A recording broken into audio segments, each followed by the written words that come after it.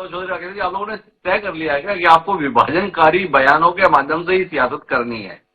अब वो आपके नेता है राहुल गांधी जी, वो जाति आधारित जनगणना के आधार पर विभाजन का समर्थन कर रहे हैं।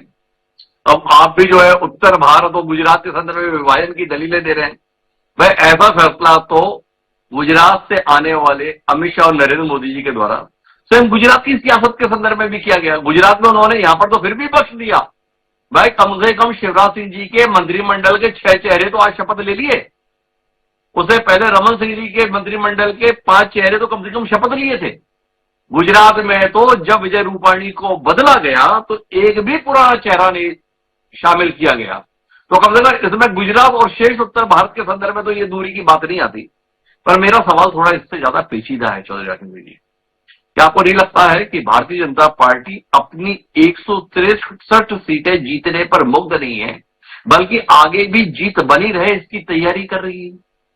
क्या आपको नहीं लगता है कि सामाजिक समीकरणों को ज्यादा महत्व दिया जा रहा है? पिछड़े वर्ग का व्यक्ति अगर मुख्यमंत्री बनाया जाता है तो ब्राह्मण वर्ग का यानी सामान्य वर्ग का व्यक्ति उप मुख्यमंत्री, दलित वर्ग का व्यक्ति उप मुख्यमंत्री, और इसके साथ में आज जिस प्रकार से मंत्रिमंडल का स्वरूप दिया गया है, क्षेत्र, जाति, इसके समीकरण को विशेष तौर पर ध्यान दिया गया। क्या चौधरी राकेश सिंह जी को लगता है कि कांग्रेस के लिए चुनौतियां आने वाले समय में इस बदलाव के चलते और विषम हो रही है, या आपको लगता है अब हमारी राह आसान हो गई? भाजपा ने अपने ही शीर्ष नेताओं के पर कतर दिए हैं, इसलिए अब आसमान पर कब्जा हमारा रहेगा। जी नहीं, मेरा कहना इस तारतम्य नहीं है डॉक्टर साहब। मैं ये कह रहा हूं प्रत्येक राजनीतिक दल, भारतीय जनता पार्टी आज जाति समीकरण को स्थापित कर रही है, क्षेत्र के समीकरण को स्थापित कर रही है, और आगे आने वाली राजनीति भी, चाहे कोई भी राजनीतिक दल हो, उसको क्षेत्रवाद को लेके, उसको जातिवाद को ध्यान में रखते हुए ही राजनीति करना पड़ेगी। उसमें जो बाहुल्यता में लोग हैं उनको करना, और कांग्रेस भी करती है, टिकट भी बांटती है, सब ऐसे ही बांटती है। तो प्रत्येक राजनीतिक दल ये कोशिश करता है। लेकिन ये जो निर्णय हुआ है, आप कहेंगे कि आप उनके पर कतरने पर ही प्रसन्न है, नहीं।